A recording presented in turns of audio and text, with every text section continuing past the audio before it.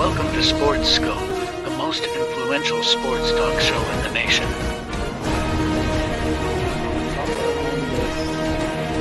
What is today, the 19th? Stay tuned for updates and great sports content.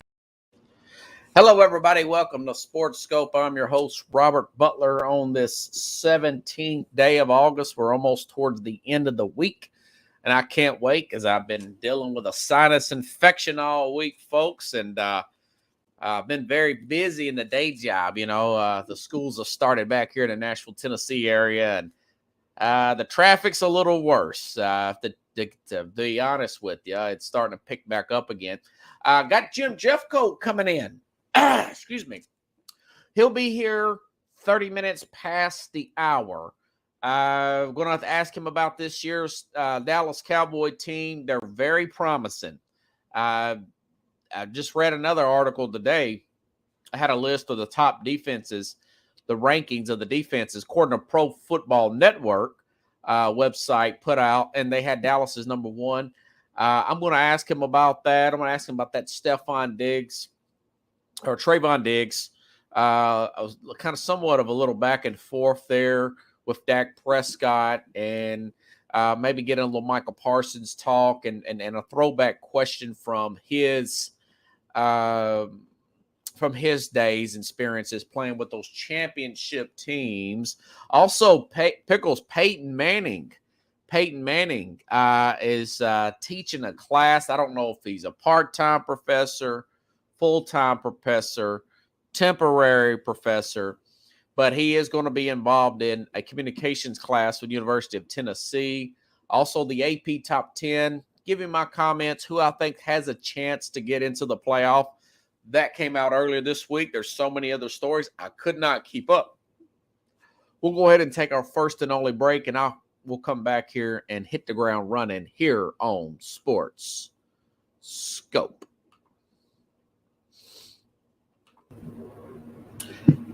Hello, Sports Scope followers. The program has seen tremendous growth since going 5 days a week. I just wanted to thank everybody for your cash contributions and sharing the program with friends and families. Just a reminder, if you want to contribute to the program, go to the Cash App, the cash sign, and Sports Scope. There are other ways to contribute to the program listed at the bottom of the screen.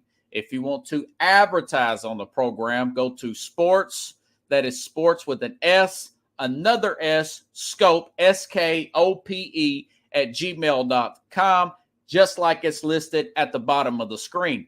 Thank you and enjoy the program. All righty then. Okay. Interesting story here. Peyton Manning, legendary college player, University of Tennessee, NFL Hall of Famer. I've got him top 4. I got him 4 off all-time NFL quarterback. Most got him. I mean, he's one of the greatest of all time. Peyton has been retired since the 2015-2016 season. Pulled a John A. Well, he won that second Super Bowl, rode off in the sunset. And you know what? He's done temporary stuff. He's made SNL appearances. He's done this Manning cast. I want to say, 1 or 2 years into that with his brother.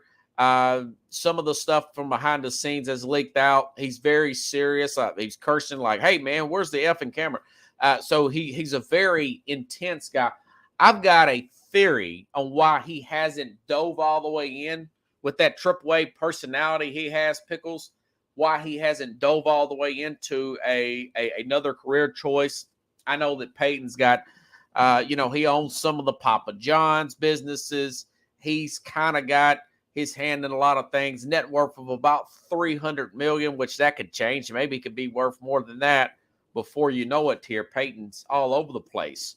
But this story came out earlier this week. It said the university has announced Monday that the College of Communication and Information has appointed Manning as a professor, Pickles, of practice the fall of this year.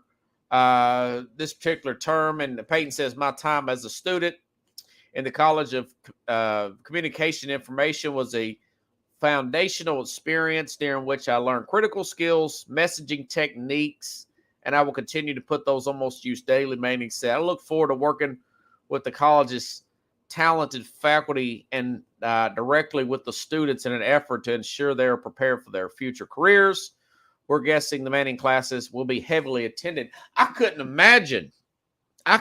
imagine going to see Peyton Manning in a class.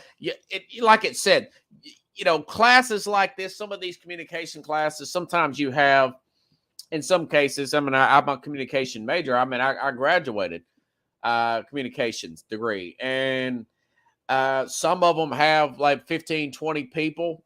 Others can have 85 students there in a small auditorium. My guess is with a guy like Peyton Manning, he is such a big celebrity. People are going to ask him about life advice, work ethic stuff, career advice, and stuff like that. I'm surprised he was wanting to do this, but he just does not want to. Pickles says has offers running out of his ears. He's a very good spokesman. He had one little slip up there in college. That story didn't come out till many years later, where he mooned a doctor or something like that. Everything was settled out. The story got rebranded later, years after he was out of college. Some guy was trying to make a name for himself. Some reporter there, and that pretty much went away. He's got 2 kids, but they're preteens. Pickles. His 2 kids are preteens, and my thing is, I would have thought maybe he would have went into management with the NFL. Would he have tried to get with a partnership to do some type of ownership with the NFL? None of that, and maybe even a coaching in the NFL, maybe coaching in college, maybe quarterback coaching. None of that came to fruition. Yeah, and SNL. So there's another SNL bit for him teaching. That's probably his next Saturday Night Live bit, would be people asking him questions at Tennessee and him making some kind of joke about it. Probably, people start asking about life and everything, and then he has these flashbacks and he's starting to throw football at the crowd. And, how demanding that Peyton Manning can be. But people, hey, he's a really smart guy. He's a very serious, intense guy. I remember talking to my dad. He's like, he's one of these guys planned out his whole life, The offensive coordinator at Tennessee, back when Peyton was playing, someone asked him, when did you know that Peyton was going to be special? And he says, it's freshman year. We were just doing a late Friday drill there. It's like a 2-minute drive. And it was the end of the week. We got a lot of work in that week. And Peyton was treating that drive like it was the last drive in the Super Bowl.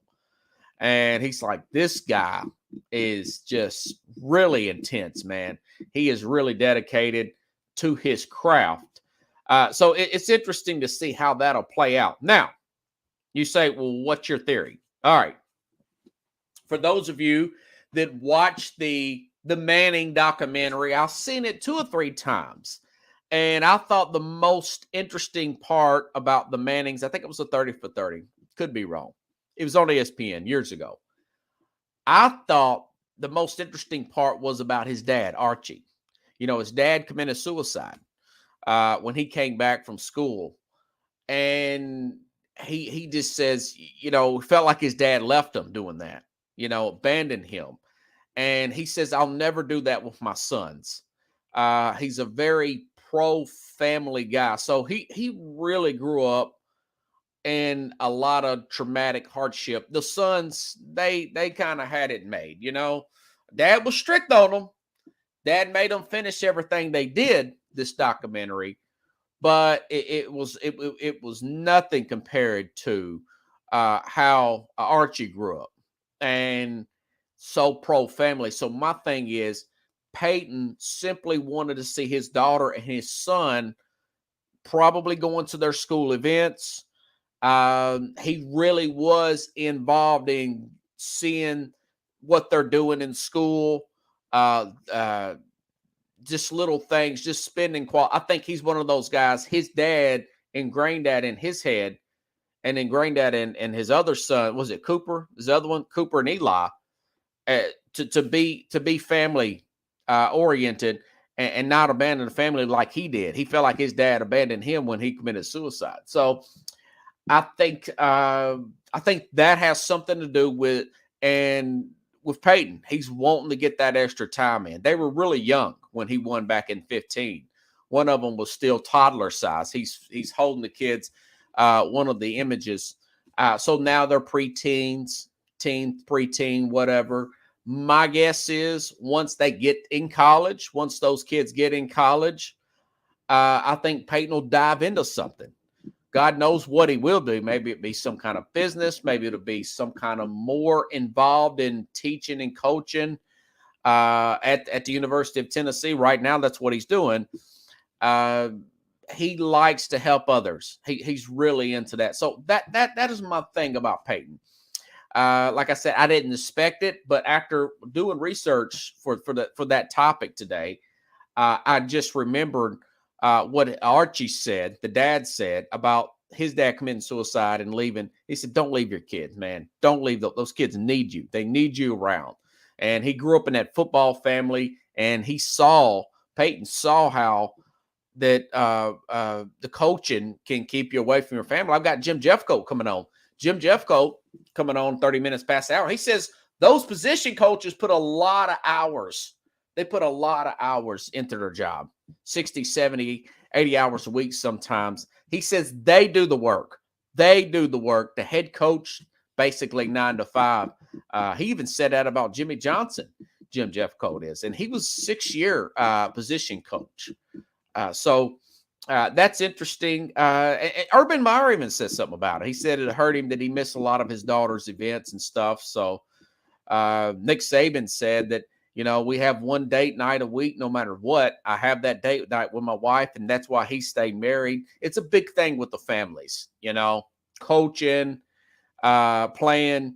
It's a big thing. It's a big sacrifice of the man's time in the coaching, and I think that that Peyton takes that stuff to heart, So anyways, I didn't know. Yeah, Archie Manning's dad. Yeah, Chad sure did. It's the 30 for 30 called The Mannings. It's very good. Archie's story is more motivational because he's more of the regular guy. He did play football at the Ole Miss and everything, but he grew up dirt poor and very humble beginnings. For Archie's more relatable. The other boys, they're great NFL quarterbacks, both number 1 picks, both won Super Bowls, but they did grow up on third base. Archie saved his money. He went to everything with them, took care of the 3 boys, and Olivia, the wife there, Peyton and Eli's mom and Cooper's mom. The other brother would have got played college and maybe in the NFL. I think he was a receiver, but he got hurt in high school. So, Archie was in college when that happened. He came home from Ole Miss, and his dad had done that. And here's a quick note: Larry Bird's dad was very poor and very depressed, and Bird was more forgiving, saying that maybe he just felt like there was no way out. Really hard. Larry Bird's dad committed suicide. Sure did. That's ironic that they go up to be such great players and such influence, having that tragedy in their life. I'll watch a lot of sports documentaries. So, but Peyton will be down in Knoxville. Peyton is going to the games nowadays. He was in Knoxville. He was in Knoxville for the big Tennessee games last year when they beat Alabama. He's giving cigars to Hendon Hooker and Jalen Hyatt in the locker room. He's getting more involved nowadays.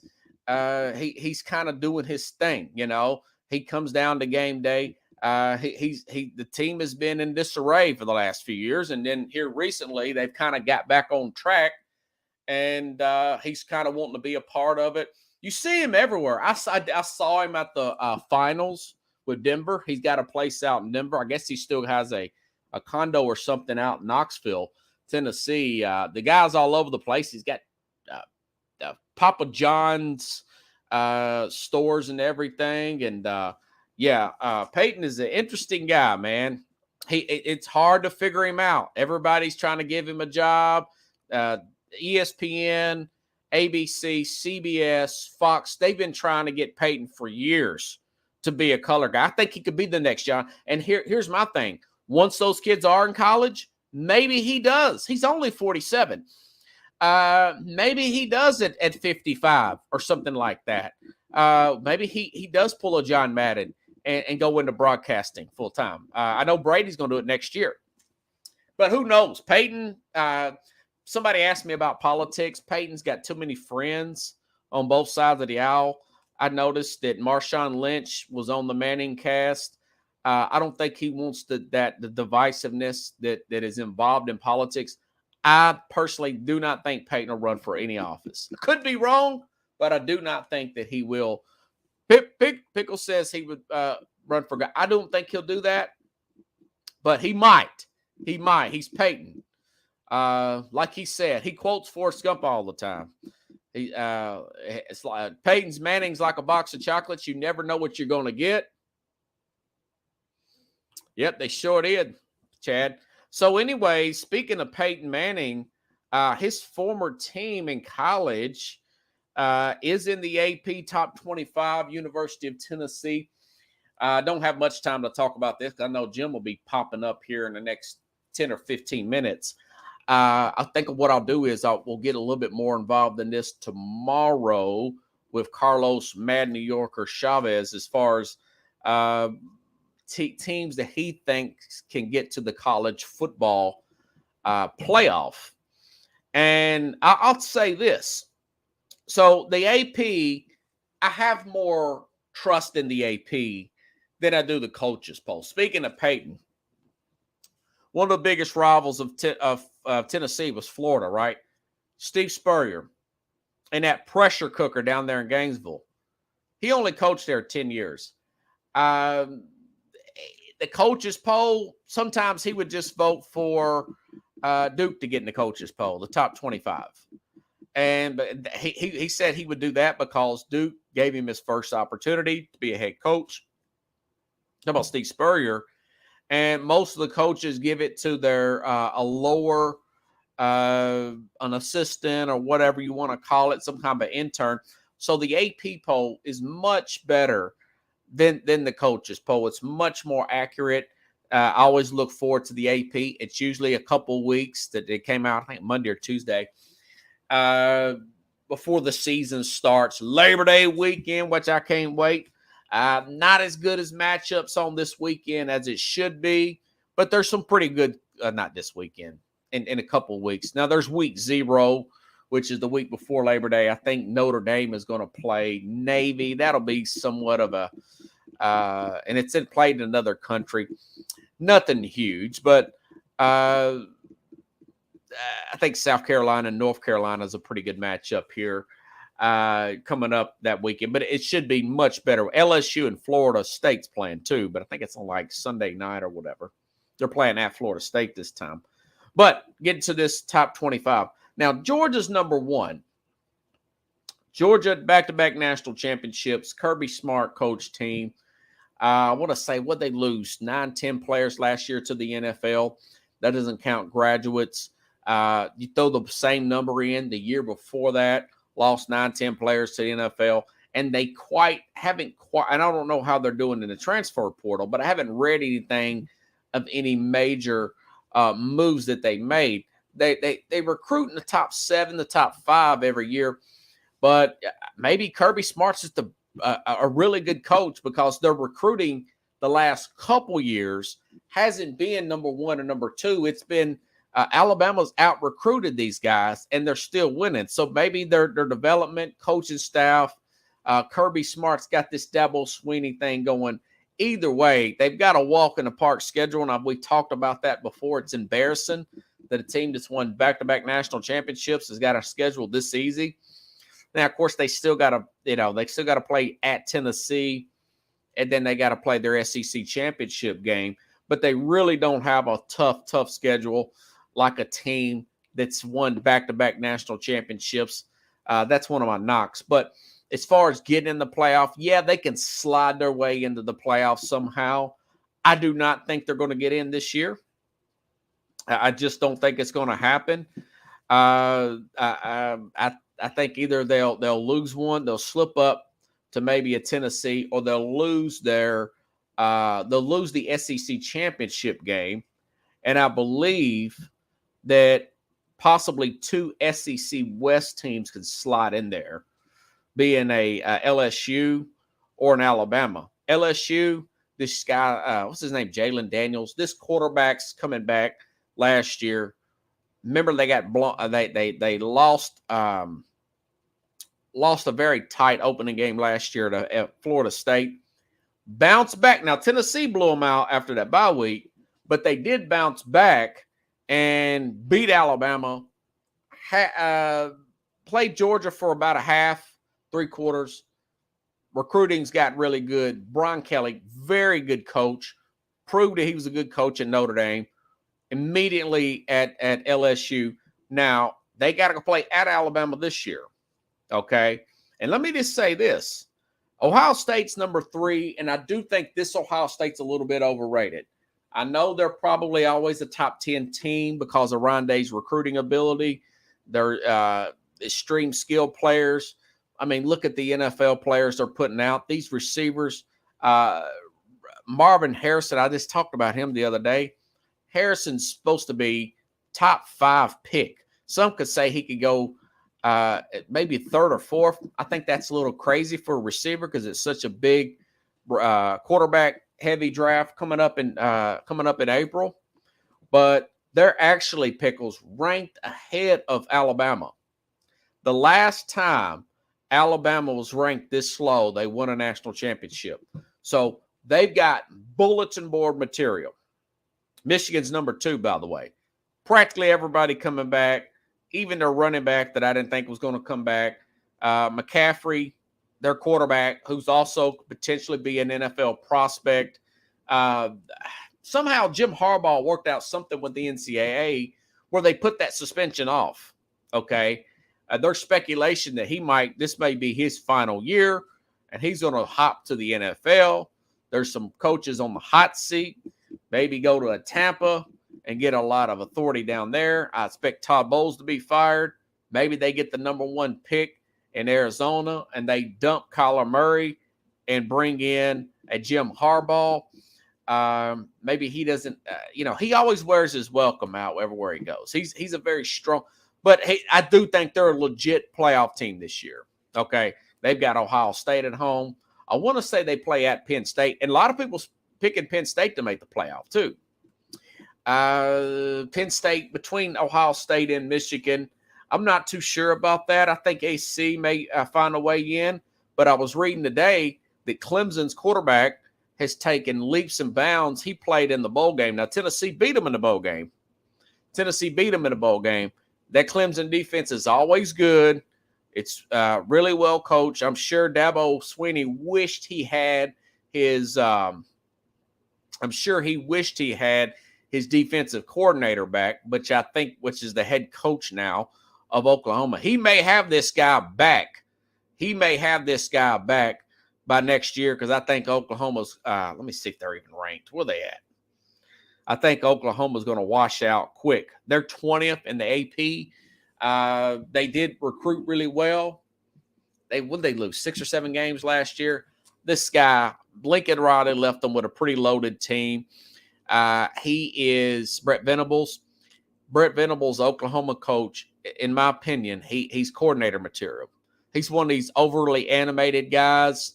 Very good at what he does. Not a good manager of the whole. He's more of a small task manager kind of guy. Nothing wrong with that, but I don't think they're going to do anything. And but like I said, I think Michigan's got what it takes to get in. Alabama, LSU, USC's one of those teams. Clemson, one of those teams. Pickle says go Vols. Yes. And Pickles, I don't know why Harbaugh, something happened. They got that suspension uplifted, and that thing is going to some other department to be investigated. I don't know. I would have just took the 4 games. I think Michigan would have been heavily favored in all 4 of those games anyways, but what do I know? Okay. Where was I? Okay, Tennessee. Listen, everybody knows about Drake May and Caleb Williams. That's a given. But if you take those 2 guys off the table, there hasn't been more buzz about a new starting quarterback than Tennessee's Joe Milton. He slimmed down. He's supposed to have, I've seen viral videos of him throwing the ball 65, 70 yards without little to no effort. I mean, just flick of the wrist. He's been interviewed on NFL Network. He's got this big frame here. The players have interviewed about him. He was at SEC Media Days. He's gotten more buzz than a guy that wasn't expected to get buzz prior to the offseason.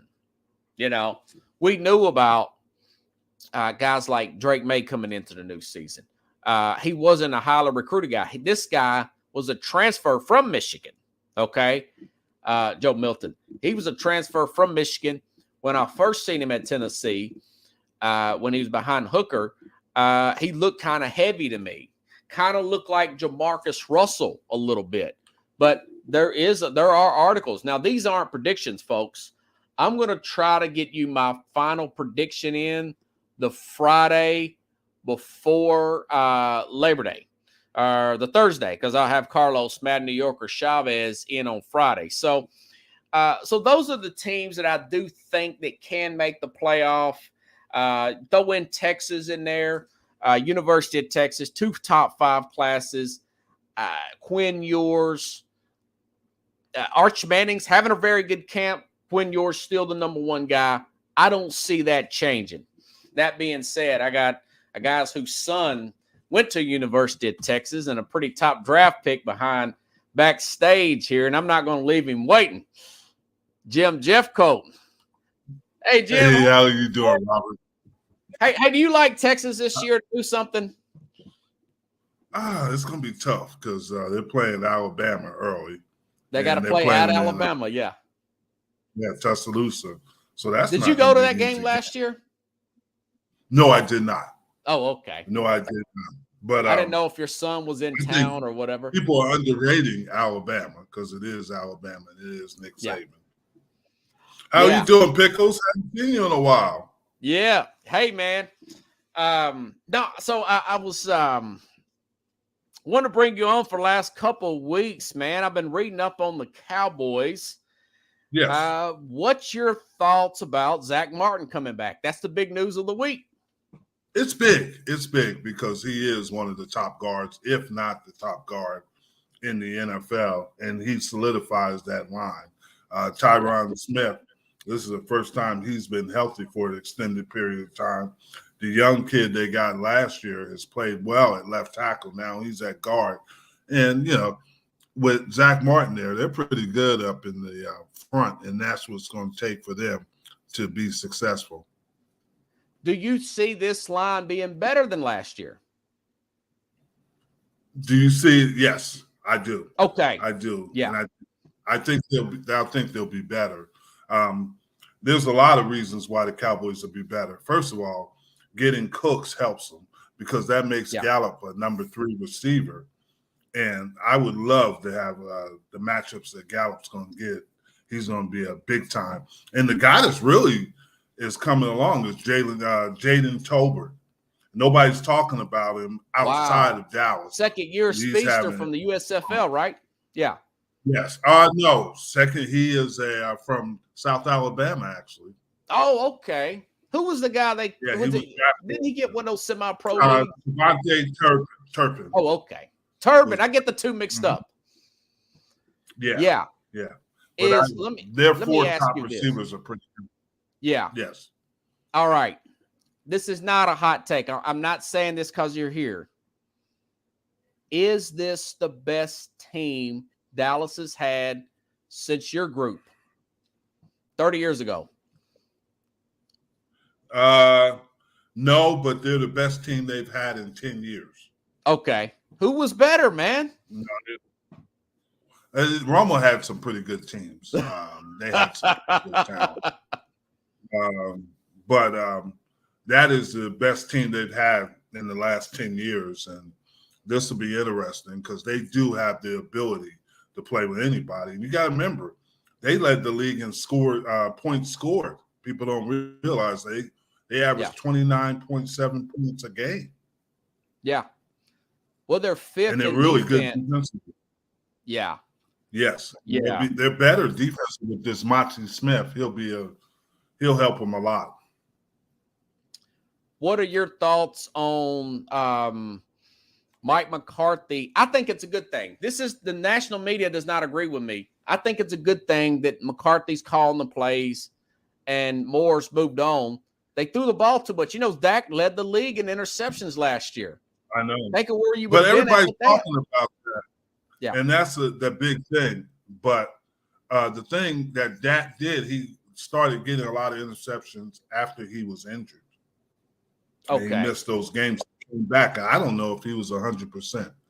I always say this about Dak.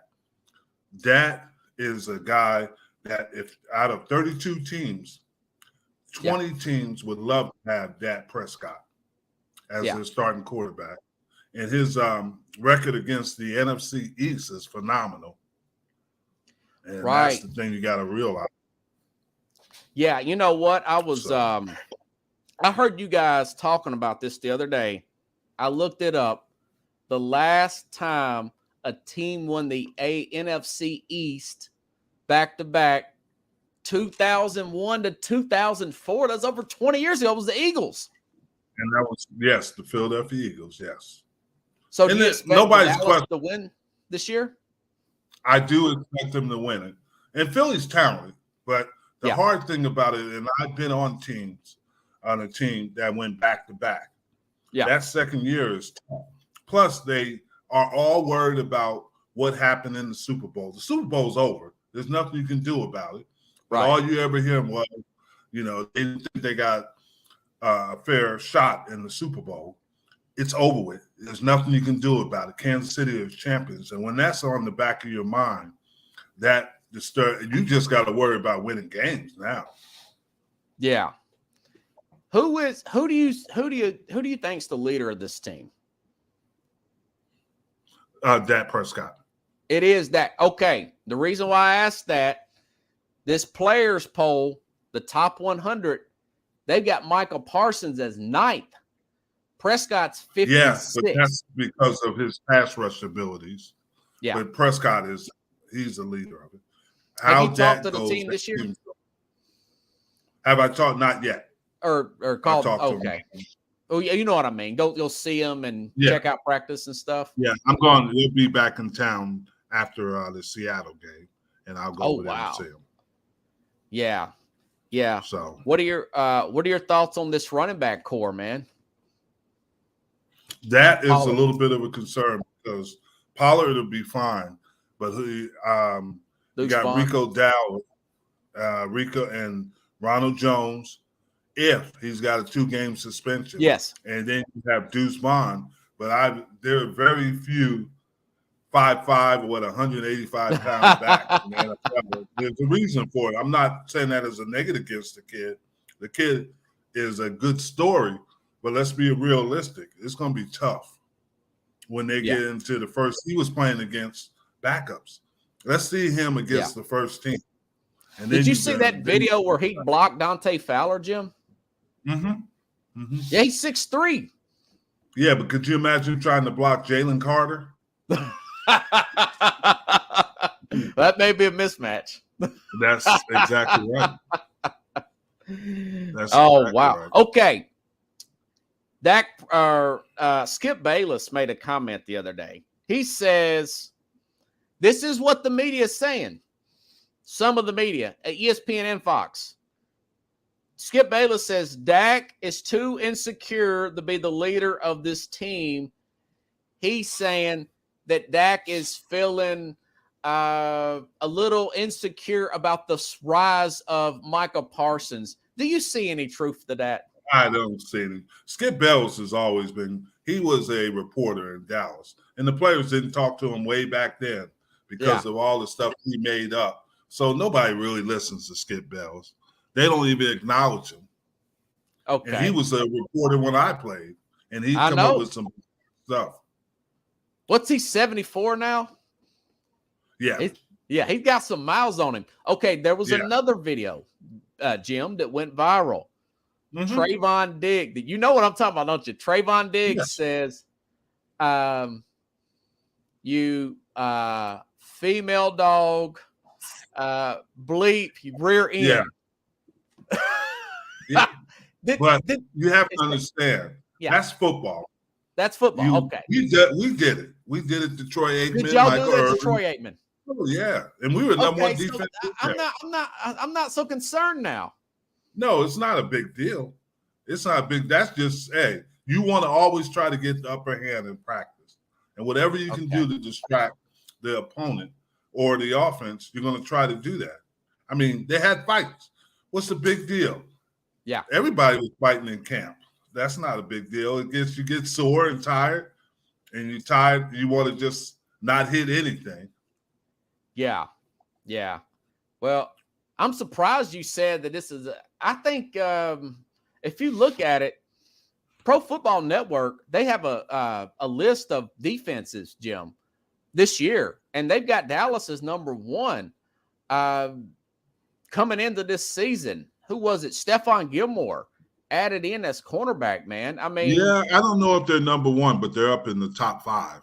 That's hard to say because there's some pretty good defenses in there. Obviously, well, I don't know who's going to play defensive tackle. Is there anybody standing out at that position? Smith, they got one, and the kid they got from the Raiders last year, and they got some depth in the interior. Okay, and the style they'll play, they should be fine. Yeah. Yeah. Are you okay with Diggs signing that big contract? Yes. Okay. I mean, he's young. The bad part of it is he's going to outplay that contract in the next 2 years because somebody else is going to get a big contract. That's actually what Zach Martin. Yeah, that's actually what happened to Zach Martin. He outplayed his contract. Yeah. And that's the unfortunate thing. Now in this era of football is a lot of these guys outplay their contracts early. Yeah. Well, I wanted to ask you, man, I finished the Jimmy Johnson book, and he told this story after Emmitt Smith held out the 2 games, the 93 season. You guys go 0-2. Charles Haley takes his helmet and throws it at Jerry Jones. Did that happen? He didn't throw it at Jerry Jones. He threw it at a locker and broke it. Oh, okay. A locker. So you read the book too. Yeah, he didn't. Said pay the man.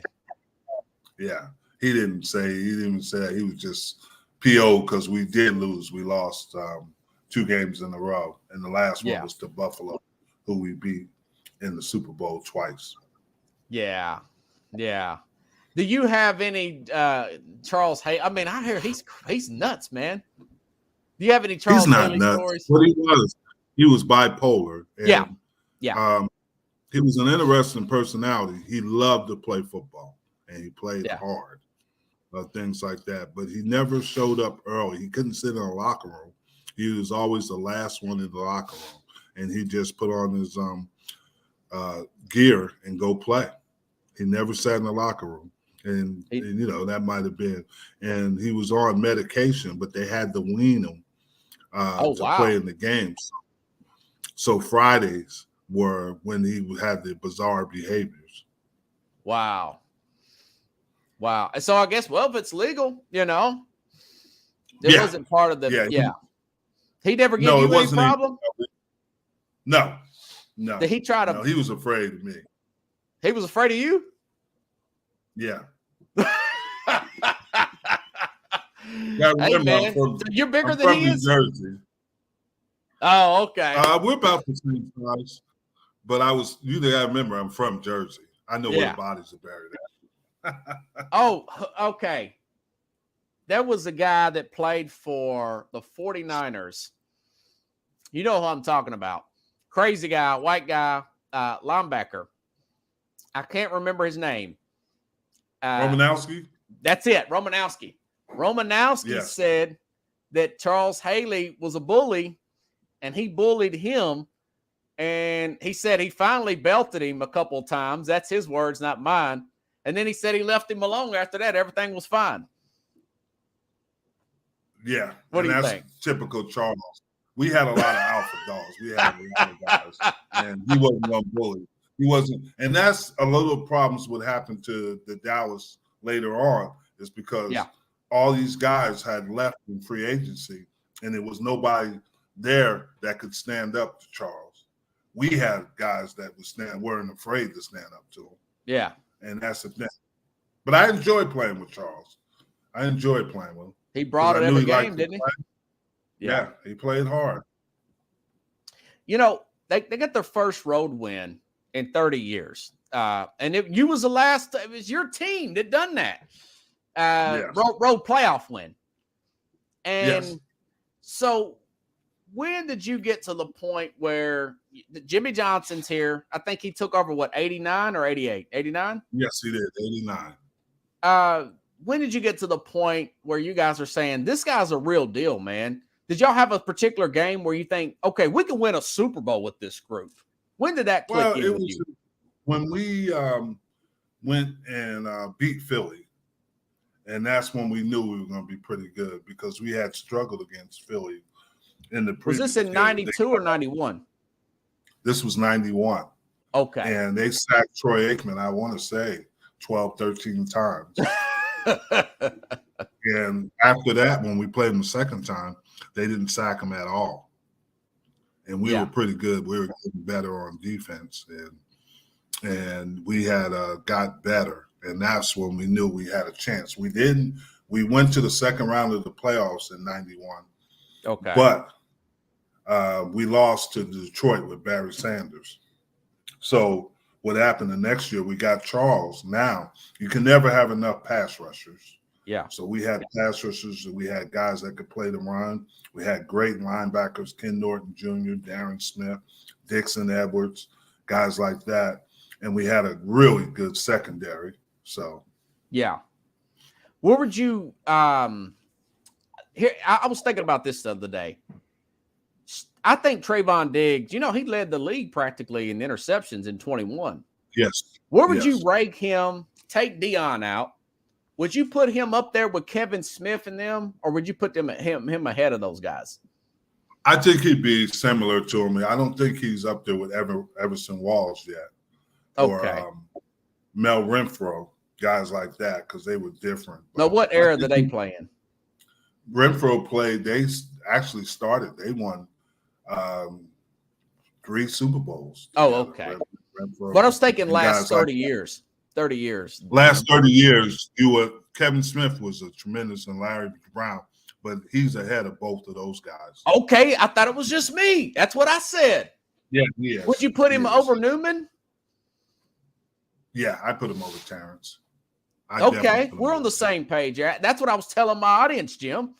I say this guy's really that good. Yeah, he is that good. And he gets to practice against his brother all the time in the off season, so I'm sure that makes him even better. Nobody talks about that. A friend of mine wanted me to say, okay, there was a guy that he is the uncle of Jeffrey Simmons, and my friend said he played with you, and I can't remember his name. Do you remember that? No. I'm trying to find the name, Jim, if I could find it. Jason Hatcher, does that ring a bell? Yes. He didn't play with me. Hatch played with my son at Washington. Hatch lives in Dallas. He is a tremendous guy. Yeah, Was that's the at Uncle Grambling. Jeffrey Simmons here in Tennessee. I didn't know that. Do you realize how big Hatch is? Hatch No, is I about don't. 6'6". He's about 290, 295, and he was a tremendous. He helped my son. They played in Washington together, Yeah. and then he obviously played for Dallas too. Great guy. Who's the toughest guy you went against, man? I mean, if you have Mike one Ken. lineman, who? Mike Ken from Atlanta. I thought he was one of the best. Yeah. And I played some great offensive linemen, but some reason Ken was probably my most difficult one. Yeah. Yeah. You didn't hesitate there. No, Did he I make know Pro it, Bowls man. and stuff, or he just had your number? He'll probably eventually be in the Super Bowl. I mean, Hall of Scott Fame? Super Bowl, Hall of Fame. Excuse me. Pickles asked a question. What's the best competition for the position and count? Right now, it's the backup running backs, and I would say the interior, the defensive line, because you got the young guy they drafted first in Smith. They got some veterans, and that's going to be some difficult cuts up there. Those two are big. They're good in the linebacker core. They're good in the secondary, but they're going to have to find some depth in both of those positions. Okay. Do you see any surprise cuts coming up? I'm sure there will be. I don't see. I wouldn't be surprised if they let Turpin go. Okay. Because they got some. This Tolbert is really good. He's really good. And they can use Guzman as the return guy. Yeah. Do you think he's going to get a lot of playing time, Deuce Vaughn? I think he's going to be a situational guy. Okay. Because, he can get lost with those big linemen sometimes. And that's the thing, because he's so little. And he's a tough kid, but I think he'll make the team. I don't know how much he'll play, but he should be effective in roles. They'll have roles for him. Yeah.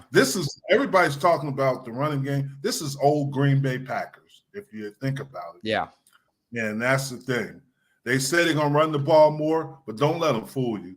With that receiving core and that tight end, they're going to throw the ball. It might not be as much as last year. What's that guy's name? Jake Ferguson? Do you like that other tight end that's going to be starting? I like him a lot. I like him better than the tight end they had last year. It's Schultz. Yeah, Schultz. I think this kid is more competitive. I would go to practice, and I didn't think Schultz competed. He was, he had talent, but he wasn't a competitor to me. Yeah. Yeah. I'll tell you what, this team is a legit Super Bowl bubble team. I mean, I don't. Yeah. It's the thing is, and with all teams, with Philly, New York Giants, and all those teams in the East, is health. Who's going to come out of the healthy? Because there's some matchup issues. When they play the Giants the first game, they got to figure out how they're going to stop Darren Waller, because they don't match up well with him.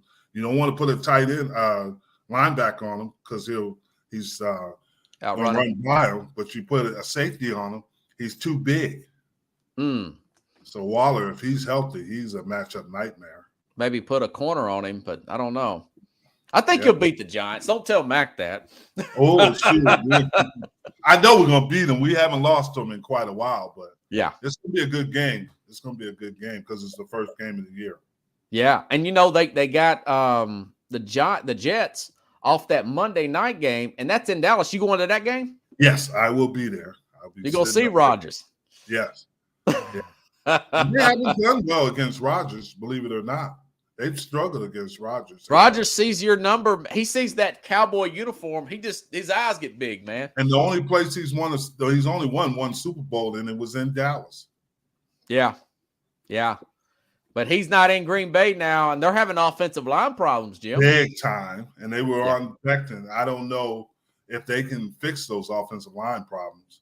And they got all the receivers. They got the running back. Yeah. Hey. Got cooked this week. Yeah. If you can't block, then you got problems. Parsons, I think he's special, man. And I don't know. I mean, do you think McCartney can sell that to Dak to say, we want this to be about the defense and field position? Well, I think he is going to sell it. I think he already has. I think Dak wants to win because, to me, And Yeah. people might disagree with me, but I think Dak is the third best quarterback that the Cowboys have ever had. Obviously, the number one would be Starback, then Aikman, and I think he's ahead of Romo. I think he's a better leader than Romo. He's more trustworthy, I'll tell you that. Yes. You know, Romo is admitted, similar to Brett Favre. You get the highs and the lows. reckless. Yep. Yeah. And although he did have his 15 picks, you know, and that's true. And, yeah. And I agree with you, but he did have the hand injury, and I'm not making excuses for him. Yeah. That's not acceptable. And they always maybe that was Keelan Moore being too aggressive. And that's part, but I would say 7 of those picks were the receivers getting the ball to pop up. If you remember the Jacksonville Jaguars game. Oh, I hated that game. Brown, I lost some money in that game, Jim. Yeah, Noah Brown, 3 times the ball popped up into the defender's hand. So. Yeah. But now I was going to say Romo admitted that he was calling audibles inside the red zone just to get his passing stats up. Yep. I don't think Dak would do that. No, I don't think so either. Yeah, so that's why I'm a Dak guy over a Romo guy. Mm-hmm. Yeah, he just turned 30 this year. Yeah, so he's got a little bit more left in him. So yeah. Tolbert, what does he say? Is he related to the guy that played for Dallas? Is there another Tolbert? Okay. No, he's Tony Tolbert, who played with me. He was a defensive lineman. I just like this kid because he makes plays, and he is a football player. They rave about his study habits. They rave about how he prepared himself, and it's showing up on the field. It showed up last week in the game. Yeah. So was he a guy that you seen? You're saying Ferguson competes in practice, the ones that you've seen? Yes. And you like Tolbert too in practice? Yes. And that's where it starts at, especially with young players, how competitive they are. And that's why Parsons is so successful. That's why Diggs is. They're young players, but they compete in practice. And I want them to have a little bit of nastiness to them on both sides. Yeah. So you like a good fight in practice every now and then? Yeah, it's shoot. I had a clause in my contract to keep practice going. I thought you was the guy that broke fights up. No, I was the one that started them sometimes. If it was Jimmy would come over and tell me there's a low in practice, so I had to start a fight. Jimmy would say that? Yeah. What about the coach before Jimmy? Coach Landry, no, that was a little different. He wore the suit like me. He was like, nah, let's not do that. He was like you. He was would he fine you? Yeah, he would fine me. I got in trouble. I heard Don Shula would fine you too. Yeah, I got in trouble one time for breaking the offensive lineman's nose in practice. Oh, wow. Oh, man. But if you play for Buddy Ryan, you get a star for that. Yeah, I get a trophy. Yeah. Did you was you ever thrown out of a game? No. Nobody was thrown out of games when I played. You should see some of it. You could go on YouTube and see some of the videos, some of the fights. They were a little different back then. Were you ever penalized? Unnecessary roughness? Yeah. What's the worst case where you thought, man, this could get serious, man? Oh, Philly? No, it wasn't Philly. It was actually Minnesota. It was Tommy Kramer. Okay. And we weren't very good back then, and he was a jerk. So I elbowed him right in the back of his neck. Then the whole crowd got in there? The whole offense and defense got in a big brouhaha. Oh, wow. Was this Jimmy's first year? No, this was 80s at the end of Tom Landry's. Oh, okay. Yeah. Years as a coach. Did you all play Herschel Walker when he got traded to Minnesota? Did y'all play against him? No, I didn't play against Herschel, and we're real good friends until he got to Philadelphia, of all places. Because he played. How did the team take that trade, by the way? I never did ask you that. We were shocked. Was you upset? Huh? Were you kind of upset because y'all was pretty close? No, we weren't very good, but we didn't ever expect that. We were in shock. We didn't have anything, but it ended up being well. But Herschel was at that time the best player on the team. Yeah. Wow. Wow. Pickle said, "Did you sack John Elway?" Yes. I sacked in college. I sacked him 6 times in a game, Pickles. Oh, out at Stanford? Yeah, we played. I was Arizona State. He was Stanford. Yeah, He y'all came were up to cold. me They one wouldn't. time when I was coaching at the University of Colorado. Yeah. Pickles. We had what they call smokers after the recruiting season's over and after we signed all the recruits, and we had it at a golf club in Colorado, and he was in there. And he said, "Jeff Goat here?" I said, "Yeah, he's downstairs." He said, "Ask him could he come up and see me." Yeah. And we were telling stories, and he said, "I had this guy that was actually from New Jersey, and he went to one of the rival schools. Okay. And he was telling everybody he could block me, and he put it in the paper. Well, I had 6 sacks against him, and John told him to shut up. Why did you tell him that?" John said, "That's why I got sacked." I said, "I know, John." I said, "Hey, Did you think John was going to be that good when he got drafted? Yes. Okay. Yeah, and I told him, I said, "Hey, John, it was never personal. It was just business." Pickle says he's hit more times than Joe Louis. Yeah. He's got his knees look like a road map, Pickles. Man, what is your biggest moment as far as like what's your personal best game where you thought, man, did you ever get the game ball? I got the game ball a couple of times. I didn't know, man. You know, I sacked you know Joe they always Theismann. like to go offense. I sacked Joe Theismann 5 times in a game. Wow, and it's a rival game.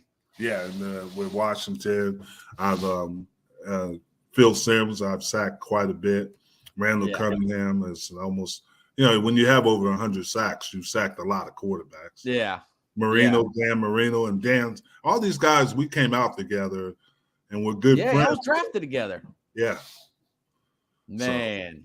Glory. Did you ever play defensive end, Indy? That's why I played as defensive end. I thought you played tackle too, though, didn't you? No, my last 3 years in Buffalo, I played tackle. But I never played tackle until my last 3 years in the NFL. Yeah. What was it like playing with Bruce Smith? Did y'all hang out? Yes. Love Bruce Smith. He's the best I've ever been around. Oh, wow. He's the best I've ever seen. Incredible. Man. Because he played the majority of his career in a 3-4. Yeah. And he did things that were unbelievable. I've seen them try to block him with guards, tackles, backs, and he'd beat them all. I mean, he was incredible. You know, Marcellus Wiley said he's the best end ever. I would agree. So you think he's better than Reggie White? Yes. There is nothing like Bruce Smith. When you play with him, you understand why. Because he is special. And it was funny. People don't realize that when Bruce first came in the NFL, he was like 330 pounds. He got down to 265. So wow. He's like Aaron Donald's size, ain't he? Yes.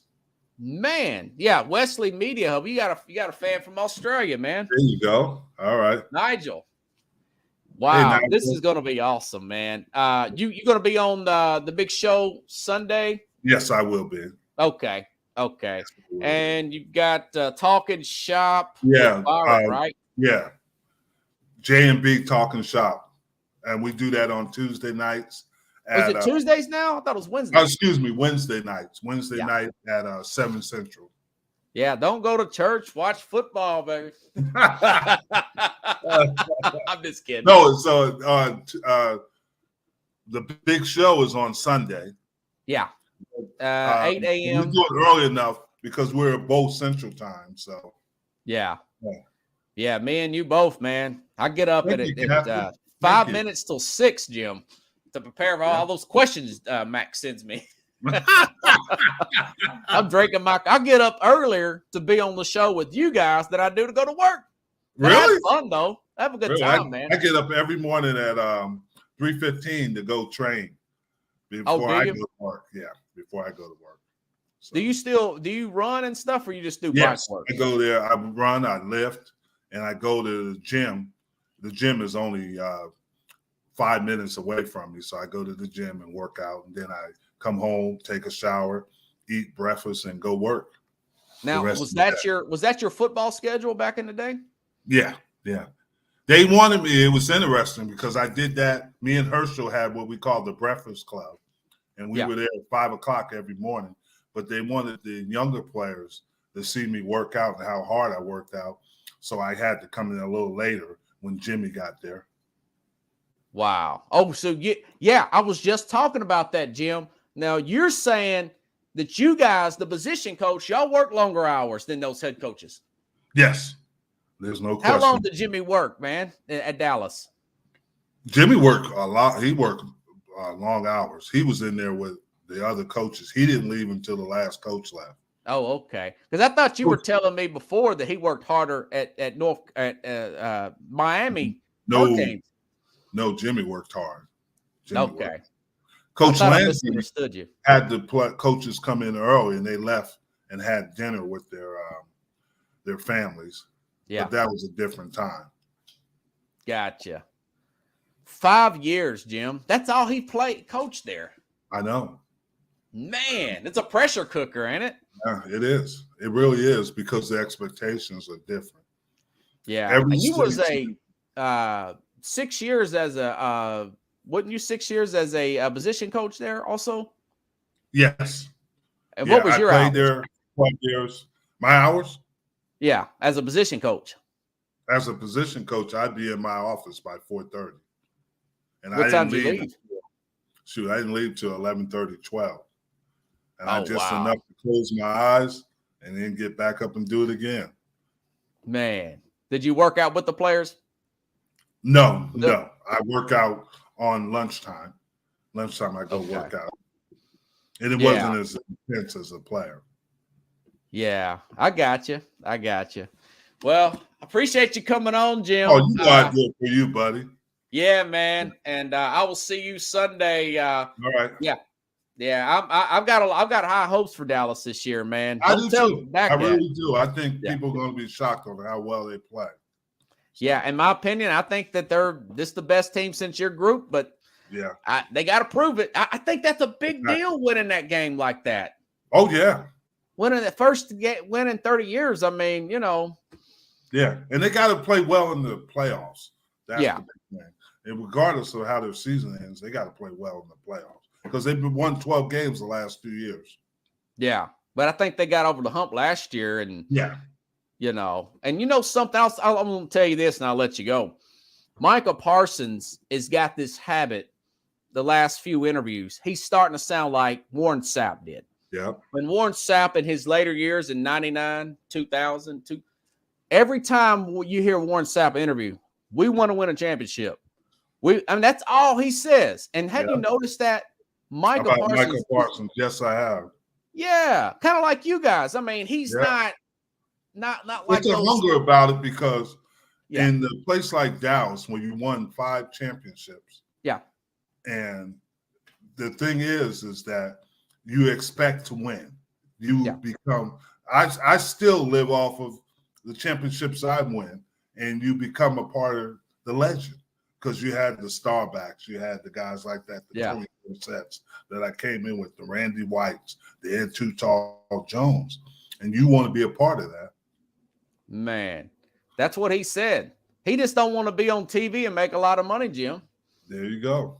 There you go, Robert. He's not like us. All right, man.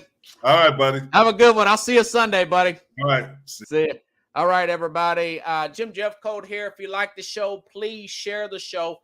I'll be back on tomorrow with Carlos Mad New Yorker Chavez. Thank you, Chad. Appreciate that. Thank you, Pickles. Thank you, Nigel. Pickles, I'll make sure and ask him that Sunday if he ever got his knee replaced. Seemed like he's in really good shape here. And like I was telling you guys before, I wouldn't suck it up to Jim. You guys watch the program every day, This Dallas team is going to be that good. Now, a slew of injuries can take down anybody. Don't get me wrong. But I do think this particular team's going to be really good. Field position and defense, Pickles, just they'll go back old school, okay? So have a good night, everybody. Great show. Thank you, Corey. I'm glad you got a chance to see it tonight, man.